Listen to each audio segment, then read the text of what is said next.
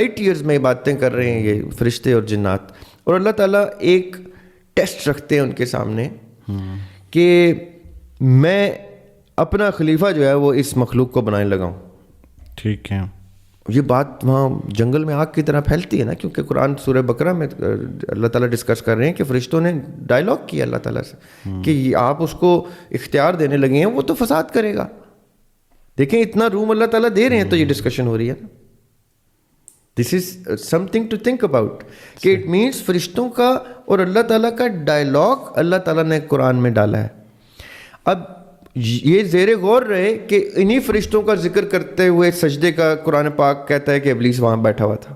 تو اس کا مطلب ہے اس ڈسکشن میں بھی کہیں اس کو یہ پتہ چلا ہے کہ یہ ڈسکشن ہو رہی ہے, تبھی وہ آدم علیہ السلام میں گھس کے اسٹڈی کر رہا ہے. اس کے لیے کوئی نئی بات نہیں ہے, ادھر پہلے ڈسکس ہوئی ہے یہ بات, اس کے بعد آدم علیہ السلام میں روح پھونکی گئی ہے, اس کے بعد اس نے سجدے سے انکار کیا. یہ ہم نے پہلے ڈسکس کیا تھا ایک دفعہ کہ اگر وہ سجدہ کر جاتا, یہ میرا ذاتی ماننا ہے, اگر وہ سجدہ کر جاتا اور پھر بحث کرتا تو دنیا کا نقشہ ہی چینج ہو جاتا. اللہ تعالیٰ پھر اس کو بٹھاتے کہ ہاں چل بھی جہاں, کیونکہ بہت روم دیتے ہیں اللہ تعالیٰ ڈسکشن کا. دیکھیں حکم عدولی اللہ کی نہیں ہونی چاہیے تھی, وہاں پہ فرما برداری کرتا, سجدہ کرتا اور پھر بیٹھتا. یہ جو مسٹیک اس سے ہوئی ہے نا, اس مسٹیک پہ وہ پھنسا ہوا ہے, اور اب اس نے انا کی جنگ مول لے لی اپنے, اور انا کی جنگ جو ہے وہ آگ تک ہی لے کے جاتی ہے, یعنی اینڈ تک دوزخ میں ہی لے کے جاتی ہے. اچھا, اب اب بھائی سیگمنٹ آ گیا خواتین کے کوشچنز ہیں, اور یہ میں نے علیحدہ کر دی ہیں. اور سوال پہلا یہ ہے کہ عورت کی گواہی آدھی کیوں کہی جاتی ہے؟ یہ عورت کو دیکھیں, مرد نے کبھی اعتراض نہیں کیا کہ جنت ماں کے پاؤں کے نیچے کیوں ہے, باپ کے پاؤں کے نیچے کیوں نہیں ہے. مرد تو بلکہ کہتا ہے ہو, اس یہ بات سنتے ہی اور ماں کا غلام ہو جاتا ہے. جی اللہ تعالیٰ کے نبی کے سامنے صلی اللہ علیہ وسلم کے سامنے ایک بندہ آیا اور اس نے پوچھا کہ جی سب سے اوپر درجہ کس کا ہے؟ ماں کا. ان کے بعد جی ماں کا, ان کے بعد جی ماں کا, ان کے بعد جی پھر باپ کا. تو مرد نے نہیں کہا یہ 3 درجے آپ نے ماں کو کیوں دیے, ایک درجہ 3:1 کی ریشو پہ آپ نے درجات میں ماں کو کیوں رکھا ہے, باپ کو کیوں نہیں رکھا. اللہ تعالیٰ نے انسان کو کریٹ کیا ہے, یہ انسان کو ماننا پڑے گا کہ خالق اللہ ہے. اللہ تعالیٰ ہی مینول بتائے گا اپنی پروڈکٹ کا کہ یہ کھاتا کیسے, پیتا کیسے, سوچتا کیسے ہے, اس کی سائیکالوجی کیا ہے, اس کی انیٹمی کیا ہے, اس کی فزیولوجی کیا ہے, اس کا اینڈ کیا ہے, اس کا بگننگ کیا ہے, یہ پھنسے گا تو کیا کرے گا, یہ خوش ہوگا تو کیا کرے گا. یہ سارے جذبات سے واقف ہے اللہ تعالیٰ. اس لیے اللہ تعالیٰ کو پتہ ہے کہ جیسے ہی گواہی کی کا وہ اسٹیج آئے گی جہاں اس نے ٹیسٹیفائی کرنا ہے, وہاں عورت سرٹن ایسپیکٹس کو سرنڈر کرنے کی سخت رکھتی ہے. لیکن دریاب بھائی اس میں ایک کانسیپٹ جو میرا ہے وہ میں بیان کرتا ہوں, مطلب جو مجھے سمجھ آتی ہے, پھر آپ بتائیں کہ کیا آپ کو لگتا ہے. مجھے لگتا ہے کہ عورت کو گواہی کے لیے جب انتخاب کیا جائے کہ کسی چیز پہ اس کو گواہ بنانا ہے, نکاح کا معاملہ ہے, کوئی لین دین کا معاملہ ہے, تو اس وقت جو ہے وہ اس 2 خواتین ایک مرد کے برابر ہونی چاہیے. آپ کوئی ڈاکیومنٹ کر رہے ہیں, لیکن اگر کوئی انسیڈنٹ ہو گیا ہے, انسیڈنٹ پہ ہی گواہی آئے گی. اگر کوئی مطلب میں اس میں غلط ہو سکتا ہوں, آج تک جو میں سوچتا رہا ہوں اس بارے میں, مجھے لگتا ہے اگر کوئی انسیڈنٹ ہو گیا تو پھر شاید جیسے کوئی حادثہ ہو گیا اور اسے خاتون نے دیکھ لیا کسی کا قتل ہوتے ہوئے کچھ, تو پھر وہ شاید اس دیکھیں جہاں پہ بھی کافی ہو. جی نہیں, لیکن آپ کا سوال ایک سرٹن ایسپیکٹ کو ہائی لائٹ کرتا ہے, ان ایشوز کو نہیں کرتا جس میں ایک گواہی بھی چل جائے گی. ویسے چل سکتی ہے, جن ایسپیکٹس میں ایک گواہی چلتی ہے اس میں کوئی پوچھتا بھی نہیں ہے کہ دوسرا گواہ لے کے آؤ. اچھا ٹھیک ہے, جیسے آپ نے جس انسیڈنٹ کا رخ کیا ہے ڈائریکشن کا, کہ کہیں اس نے ایکسیڈنٹ دیکھا ہے تو میں مان لوں گا اس نے دیکھا ہے, وہ جیسا بتائیے کہ میں مان لوں گا. لیکن جہاں پہ کرٹیکل ایلیمنٹ آ جائے گا, جہاں مثال کے طور پہ جہاں اس کے جذبات اس کے فیصلے کو کمپرومائز کرا دیں گے, یہ بات سمجھنی ہے آپ نے. ٹھیک ہے, عورت اپنے جذبات میں مرد سے 10,000 گنا زیادہ ایکسپریسو ہے. اس کے اندر جو ایکسپلوژنز ہیں، دھماکے ہو رہے ہوتے ہیں جذبات کے، مرد کے اندر اتنے جذبات ہی نہیں ہوتے. اسی لیے تو مرد جو ہے وہ اس کو حاکم بنایا ہوا ہے، کیونکہ حاکم وہ ہوتا ہے یا حکمران وہ ہوتا ہے جو انصاف کے اوپر اپنا بچہ بھی دے دے. صحیح. عورت کو کہ جبلی تقاضے ہیں کہ وہ بچہ ذبح نہیں کرنے دے گی. وہ کہے گی میرا قاتل باپ بچہ جو ہے اس کو بھی پھانسی سے بچا لو، کچھ اور کر دو، اس کو پھانسی مت دو، اس کو کم سے کم سزا دینا. مرد کہتا ہے میرے بیٹے نے یہ کیا ہے، اس کو 10 کوڑے میری طرف سے فالتو مارو. کیونکہ مرد کے اندر اصول، چاہے میں ان کوالٹی مردوں کی بات کر رہا ہوں، یعنی عورت بھی کوالٹی کی رکھیں، آپ معیار کی رکھیں، اور مرد بھی کوالٹی کا رکھیں، تو ادھر عورت جو ہے اپنی جبلت پہ سرنڈر کر جائے گی، مرد نہیں کرے گا. اور یہ عورت مانتی ہے، ایسا نہیں کہ عورت نہیں مانتی. آج ہم جو ماں باپ دیکھ رہے ہیں، جو میاں بیوی دیکھ رہے ہیں جن کے بچے ہیں، آج ابھی کے ابھی وہ فیصلہ کریں کہ ماں کے سامنے میں یہ رکھتا ہوں سوال کہ اس کا بچہ نعوذ باللہ استغفر اللہ کوئی قاتل چھاتل نکل آیا ہے یا مجرم نکل آیا ہے، اور باپ کے سامنے رکھیں تو باپ فوراً کہے گا دو اس کو سزا. ماں کہے گی صبر کرو، پہلے مجھے بتاؤ کیا کیا اس نے، پہلے ثابت کرو، اس کو کچھ مرسی لے کے آؤ، کچھ رحم کا اسپیکٹ لے کے آؤ. عدالت رحم بھی تو کرتی ہے، کوئی کفارہ ہوگا، کوئی تلافی ہوگی، کچھ عورت چاہے گی بچانا اس کو، اس کی جبلت ہے.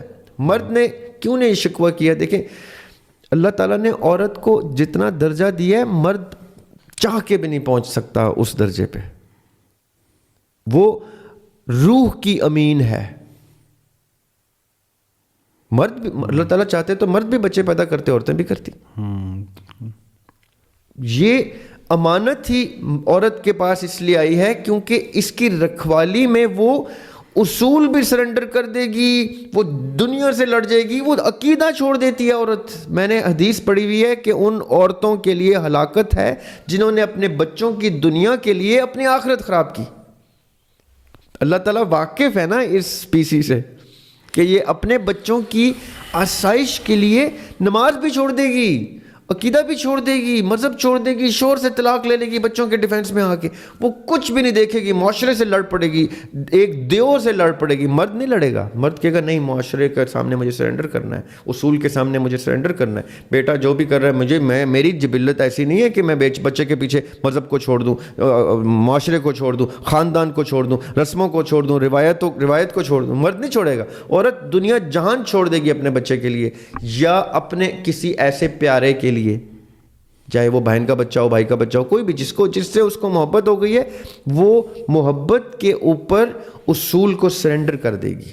مرد اصول کے اوپر جذبات کو سرنڈر کرے گا. یہ ایک صفت ہے.